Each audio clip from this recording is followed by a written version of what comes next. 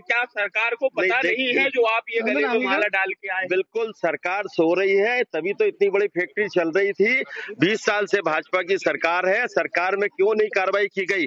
वहाँ के नेता, वहाँ के अधिकारियों ने क्यों कार्रवाई नहीं की? कलेक्टर एसपी क्या कर रहे थे? कमिश्नर क्या कर रहे थे? वहाँ का थानेदार क्या कर रहा था? जिस थाने में है सब पे कार्रवाई होना चाहिए और एफआईआर होना चाहिए इनके ऊपर। थाने पे भी एफआईआर होना चाहिए। थाने के पास में ही फैक्ट्री चल रही थी और मेन रोड पे चल रही थी, इसलिए ये सफिशिएंट नहीं। ट्रांसफर करना कोई सॉल्यूशन नहीं होता है। कार्रवाई करें, क्योंकि लोगों की जान गई है, लोगों मारे गए हैं, लोगों के साथ अत्याचार हुआ है, लोगों का मकान पूरे खत्म हो गए हैं, जीवन खत्म हो गया, कई के पिताजी चले गए, किसी का लड़का चला गया, कोई बूढ़ी माँ बची है। तो इस सबको मुआवजा प्रॉपर मिलना चाहिए। 4 लाख में होगा क्या?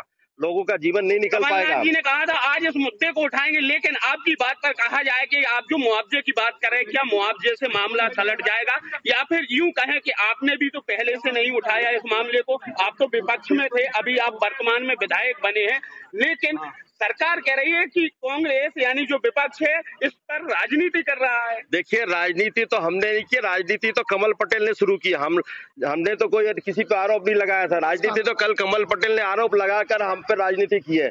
जब सत्ताधारी दल का आदमी, सत्ताधारी दल का मंत्री कह रहा है कि विपक्ष के संरक्षण में चल रहा है, हो सकता है क्या ये?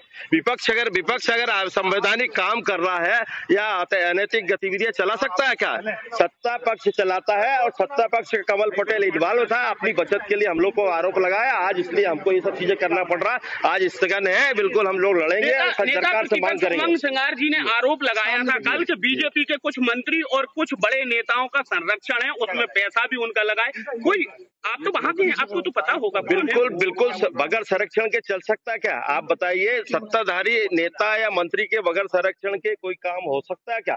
वहाँ हरदा में खुला जुआ सट्टा बिक रहा है, शराब बिक रही है, किराने की दुकानों पे शराब मिल रही है, इस तरह की पूरी गतिविधियां हो रही है। और 2 महीने से मैं विधायक बना हूं, तब से मैं चिल्ला रहा हूं। मैंने गांधी जी के सामने धरना भी दिया, वहाँ सब चीजें करना है। इसके बाद भी वहाँ जू नहीं रेंग रही थी और ये इतनी बड़ी घटना हो गई है। इसके लिए मैंने पहले भी गांधी जी के सामने धरना भी दिया था कि इनको सद्बुद्धि दे, अधिकारियों को सद्बुद्धि दे, भाजपा के नेताओं को सद्बुद्धि दे, ये गतिविधियां, अनैतिक गतिविधियां बंद हो, पर नहीं हो रही थी। अभी सट्टा जुआ भी बड़ा खुल के चल रहा है वहाँ, खुला, और दारू भी बिक रही खुली, और ये घटना, ये फैक्ट्री खुली चल रही थी, ये देख लो, ये घटना हो गई आपके सामने।